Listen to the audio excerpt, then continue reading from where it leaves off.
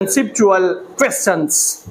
तो पहला conceptual question है, is every oscillatory motion a simple harmonic motion, give example.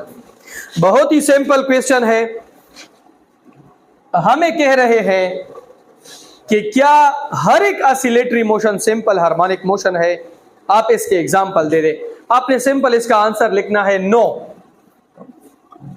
No, every oscillatory motion is not a simple harmonic motion. No, every oscillatory motion is not a simple harmonic motion. ना हर यो oscillatory motion they simple harmonic motion नहीं है। पश्तो में फिर चल गया हूं, ठीक है।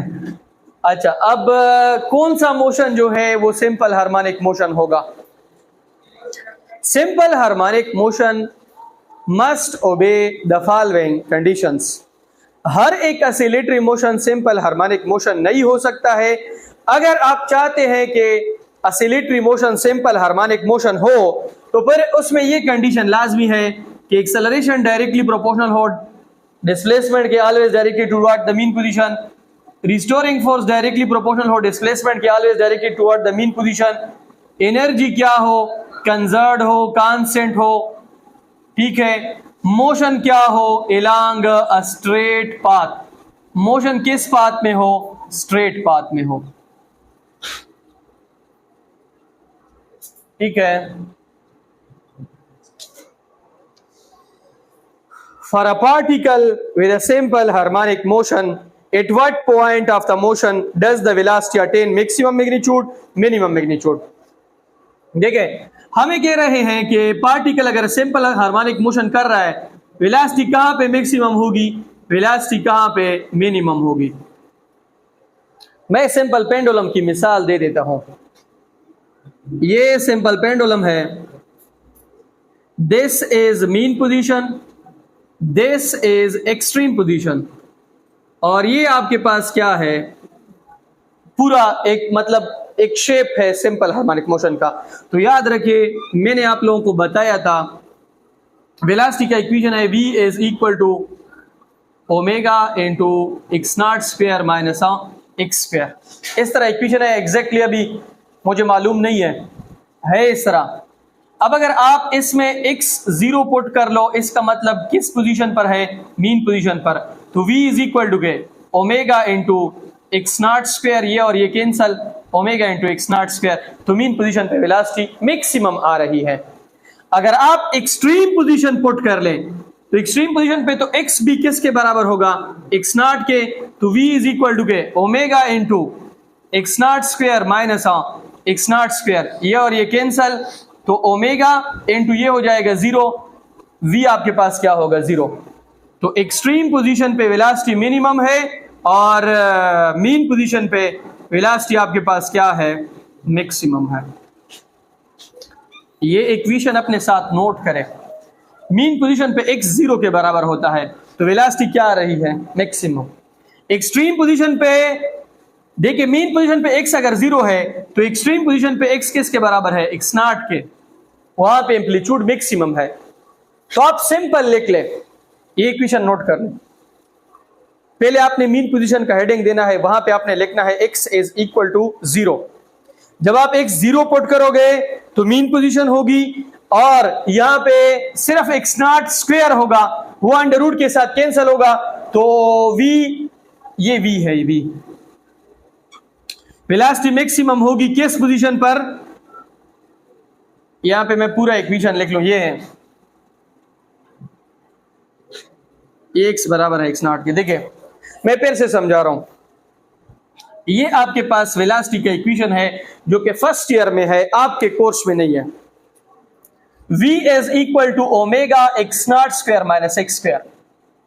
अगर बॉडी मीन पोजीशन पर है तो x 0 के बराबर है, और अगर आप 0 पुट कर लें तो वेलोसिटी आपके पास क्या आ रही है? मैक्सिमम। अगर बॉडी एक्सट्रीम पोजीशन पर है तो x x नॉट के बराबर है, वेलोसिटी आपके पास क्या आ रही है? मिनिमम। आप सिंपल इसको इस तरीके से लिखोगे कि सिंपल हार्मोनिक मोशन में एक बॉडी की वेलोसिटी मीन पोजीशन पर मैक्सिमम होती है और एक्सट्रीम पोजीशन पर मिनिमम होती है।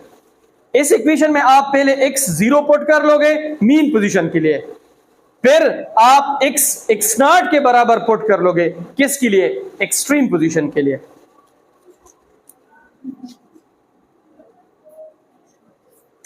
इसकी समझ आ गई है? कोई क्वेश्चन हो तो बताओ। है कोई क्वेश्चन? आप लोगों को कोई क्वेश्चन है? इसके बाद है is the restoring force on mass attach to spring in a simple harmonic motion ever zero, if so where. हमें कह रहे हैं कि क्या रिस्टोरिंग फोर्स जीरो हो सकता है? अगर हो सकता है कहां पे? आप सिंपल कहोगे कि रिस्टोरिंग फोर्स का इक्वेशन है minus K x.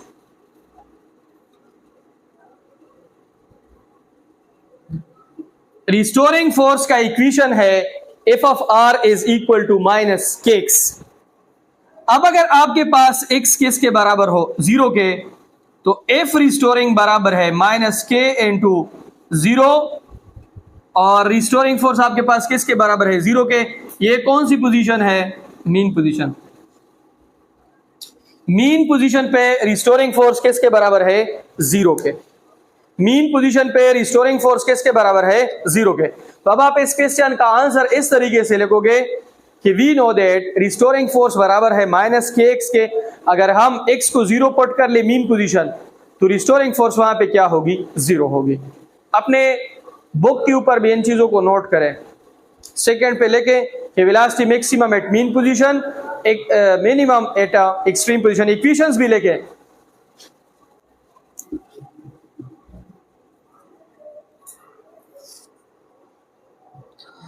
if we shorten the string of a pendulum to half of its original length। देखें, हम कह रहे हैं कि ये हमारे पास एक पेंडुलम है, हमने इसको काट दिया है, बीच में काट दिया है, इसका जो लेंथ है वो हमने हाफ कर दिया है। अब आप मुझे बताएं कि what is the effects on it's time period. इसकी टाइम पीरियड पे क्या इफेक्ट पड़ेगा?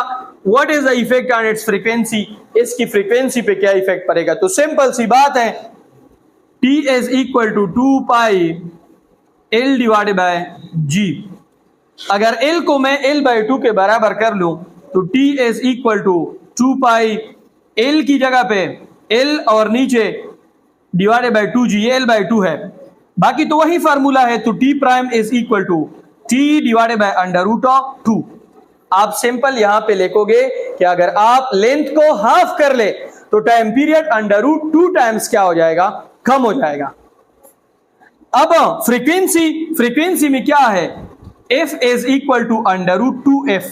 फ्रीक्वेंसी अंडर रूट 2 टाइम्स क्या हो जाएगी? इंक्रीज हो जाएगी।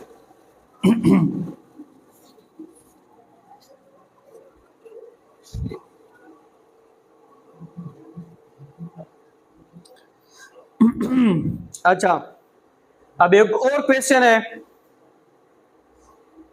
A thin rope hangs from a dark high tower, so its upper end is not visible.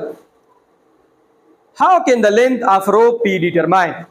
हमें कह रहे हैं कि इस तरीके से एक बिल्डिंग है, यहां पे एक रस्सी इनके साथ कनेक्ट है और इसका ऊपर वाला सिरा विजिबल नहीं, हमें दिखाई नहीं दे रहा है। आप बताएं कि हम लेंथ किस तरीके से फाइंड करेंगे?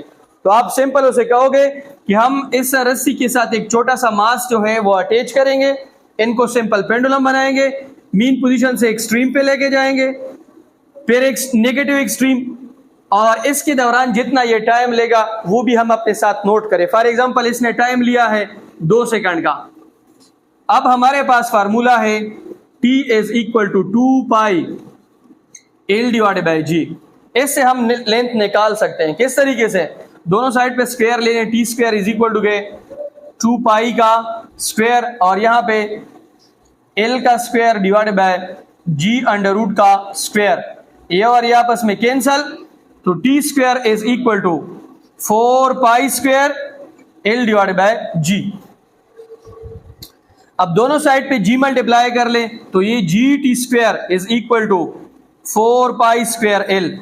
दोनों साइड पे 4 पाई स्क्वायर पे डिवाइड कर लें, ये और ये कैंसल, तो l is equal to gt square divided by 4 pi square.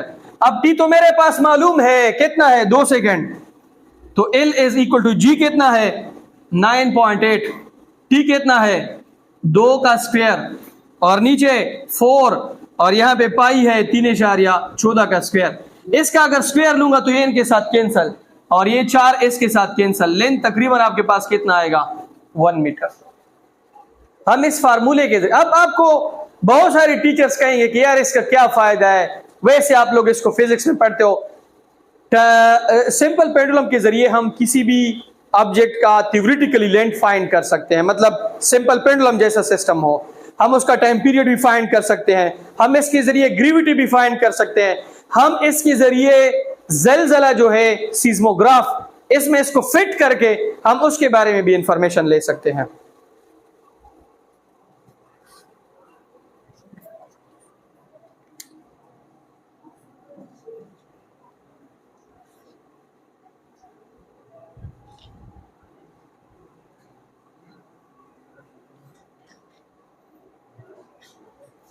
अच्छा, इसके बाद है suppose you stand on a swing instead of sitting on it. हमें कह रहे हैं कि फर्ज करें आपके पास इस तरीके से एक झूला है, ये एक झूला है, आप बजाय कि आप suppose you stand on a swing, आप इसमें बैठने के बजाय क्या हो गए, खड़े हो गए। कभी कभी झूले में वो जो स्कूल में होते थे हम उसमें खड़े हो जाते थे।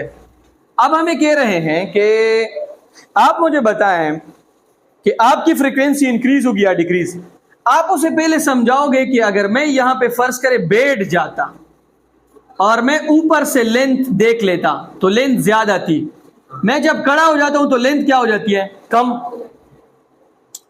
तो फ्रीक्वेंसी का फार्मूला है F is equal to 1/2 pi G divided by L। Frequency is inversely proportional to L। अगर मैं खड़ा हो जाता हूं तो लेंथ क्या हो जाती है, कम, फ्रीक्वेंसी क्या होगी, ज्यादा। फ्रीक्वेंसी के ज्यादा होने का मतलब यह है कि झूला आपका बहुत जल्दी जल्दी इस तरह करेगा, तो आगे नहीं जाएगा, आप जल्दी जल्दी नंबर ऑफ टर्न्स कंप्लीट करोगे, cycles. Explain the difference between speed of transverse wave traveling along a cord and the speed of teeny colored part of the cord। अब इस क्वेश्चन को अंडरस्टैंड कर लो। ये क्वेश्चन हमें कह रहा है कि आप मुझे स्पीड ऑफ ट्रांसवर्स वेव भी बताओ और ट्रांसवर्स वेव में आप एक छोटा सा एक निशान ले लो, उसकी स्पीड भी हमें बताओ। Cord speed of transverse wave in a tiny coloured part. देखिए इसमें मैंने एक छोटा सा हिस्सा लिया, इसको मैंने रंग दिया है, ये टाइनी कलर मैंने इसको दिया है।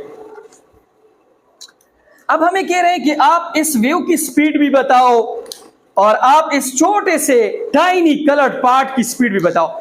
आप उसे सिंपल कहोगे कि वेव जब पॉइंट ए से जाएगी पॉइंट बी, इसके लिए फार्मूला है v is equal to delta S by delta T या v is equal to F lambda. ये फार्मूला फ्रीक्वेंसी वर्सेस वेवलेंथ, ये फार्मूला डिस्टेंस वर्सेस टाइम, ये आप स्पीड के लिए इस्तेमाल करोगे। लेकिन ये जो टाइनी कलर्ड पार्ट है ये तो मैटर है, and wave does not transfer matter, it only transfer energy. तो ये मैटर तो अपनी जगह पे कभी ऊपर जाएगा कभी नीचे जाएगा, तकरीबन ये अपनी जगह पे रहेगा, इसकी कोई स्पीड नहीं होगी। ठीक है, वेव की स्पीड होगी, टाइनी कलर्ड पार्ट की कोई स्पीड नहीं होगी, क्योंकि हम स्पीड की डिफिनेशन करते हैं डिस्टेंस डिवाइडेड बाय टाइम, ये तो डिस्टेंस कवर नहीं करता है।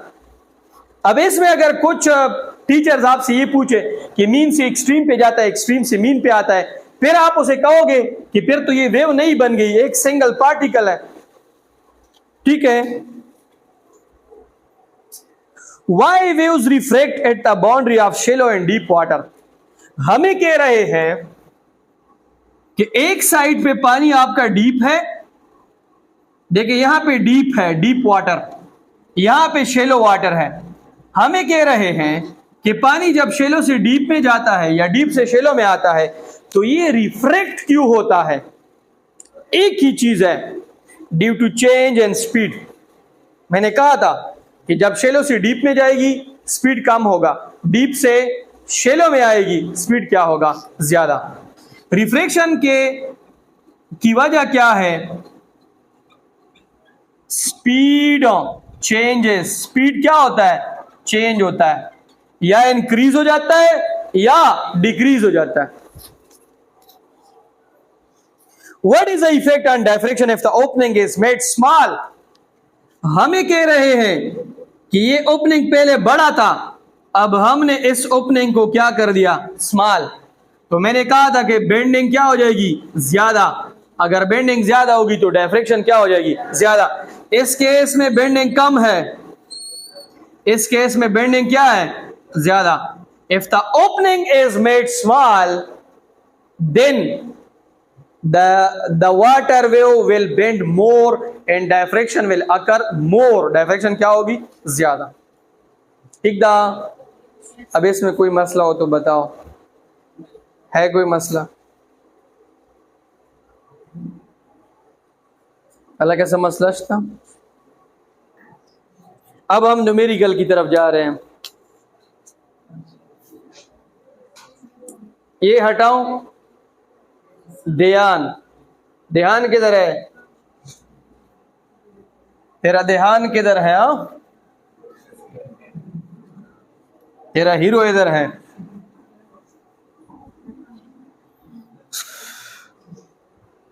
अब न्यूमेरिकल्स को देखो। पहला न्यूमेरिकल है, मैं जल्दी जल्दी करवाता हूं। Numerical number first, a mass hung from a spring vibrate 15 times in 12 seconds. Number of vibration 15 है, टाइम आपके पास कितना है? 12 सेकेंड। हमसे क्या मांग रहे हैं? फ्रीक्वेंसी मांग रहे हैं, वो बराबर है n divided by t। n आपके पास कितना है? 15 डिवाइडेड बाय 12। यहां पे हर्ट्ज लिखो। 15/12 से क्या आता है? देखें 12 एकन 12, यहां पे कितना आता है? 3। इशारा लगाओ, 0। 12 दूने 24, क्या आता है? 6। 0 12 5 60। तो फ्रीक्वेंसी आपके पास आती है 1.25 हर्ट्ज। अब टाइम पीरियड मांग रहे हैं तो उसका फार्मूला है t is equal to 1/f। 1 divided by 1.25, इसकी यूनिट है सेकेंड। 1.25 से इशारे खत्म करो, ऊपर किस में जरब दो? 100 में। अगर आप 125 को 100 को 125 में तकसीम कर लें, इशारे लगाओ 0। 125 को आप 8 में जरब दे दें, कितने आते हैं? देखें 8 5 40, 4 हासिल, 8 दूने 16 और 4 20, 0 2 हासिल, 8 1 8 2 10, 10,000 आता है ना। तो 0.8 सेकेंड, ये इसका आंसर होगा। इसके बाद क्वेश्चन है, a spring require a force of 100 newton. Spring के लिए फोर्स रिक्वायर है कितना? 100 newton. It to a displacement of 4 centimetre. Displacement आपके पास 4 सेंटीमीटर है, मतलब 4×10⁻² metre. What is spring constant? K हमसे मांग रहे हैं। तो एफ ऑफ आर बराबर है किसके? के एक्स के। के बराबर है F of R divided by X. F of R कितना है? 100 न्यूटन डिवाइडेड बाय ये कितना है? 4×10⁻²।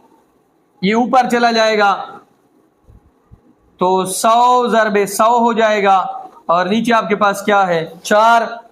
तो K इज इक्वल टू के 10,000 तकसीम 4, इनसे कितना आता है? 2500 Newton divided by metre.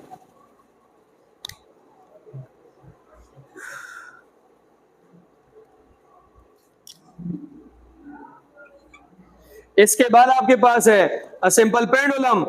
A second pendulum is a pendulum with a time period of 2 second. ये याद रखें, सेकेंड पेंडुलम का टाइम पीरियड कितना है? 2 second. How long must a second pendulum be on earth? Earth पे gravity दी गई है 9.8 मीटर पर सेकेंड स्क्वायर, और मून पे ग्रेविटी दी गई है 1.6 मीटर पर second square. What is the frequency of second pendulum on earth and moon? हमसे फ्रीक्वेंसी मांग रहे हैं। Formula F is equal to 1/2 pi G divided by L. Earth पे मालूम कर रहे हैं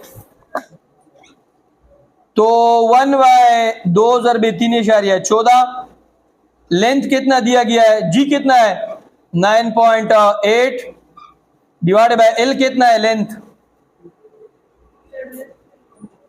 लेंथ मांग रहे हैं, पहले तो हमने लेंथ मालूम करना है। तो फार्मूला है एल इज इक्वल टू के G T square divided by 4 pi square.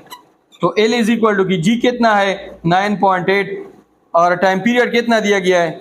2, 4 ज़रबे 3.14 का स्क्वायर। ये कैंसल 1 मीटर आता है, तो यहां पे 1 पुट कर लें। ये 3.14 इसके साथ कैंसल, आपके पास 1.2 से 0.5 आता है, ये 1/2 आ जाएगा ना। अब देख लें 0.5 हर्ट्ज आता है। न्यूमेरिकल नंबर हाँ 0.5 है, यही है। अब लेंथ ये तो मैंने मालूम कर लिया है कहां पर? अर्थ पर। अब हम मालूम करते हैं मून पर। तो एल इज इक्वल टू के G T square divided by 4 pi square. तो एल इज इक्वल टू के यहाँ पे 1.6, यहाँ पे 4 डिवाइडेड बाय 4 ज़रबे 3.14 का स्क्वायर। 4 के साथ cancel. L is equal to K 1.6 divided by 9 इशारिया क्या आता है? इनसे 81 8.5 ठीक था। तो एल इज इक्वल टू के इशारे को खत्म करो, ऊपर 100 में ज़रब दे दो, नीचे 10 में ज़रब दे दो। 16 ज़रबे 100 तकसीम 985 ज़रबे 10, ये इनके साथ कैंसल।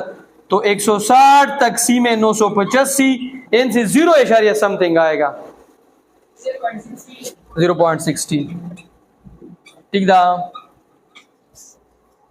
इधर देखो, इसके बाद है calculate the period and frequency of propeller plane if complete 250 cycle in 5 second. Calculate period, frequency मांग रहे हैं, नंबर ऑफ साइकिल दिए हैं 250 और टाइम दिया है 5 सेकेंड। तो एफ इज इक्वल टू के एन बाई टी। ये कितना है? 250 तकसीम 5, 5 1 5 5 5 25, तो 50 हर्ट्ज ये है। और टाइम पीरियड देख लें 1/f है 50। अच्छा 1/50 कर लो, 1 तकसीम 50, 50 तकसीम 1 कर ले, इशारिया 0 0 0 50 2 100 0.02 सेकेंड।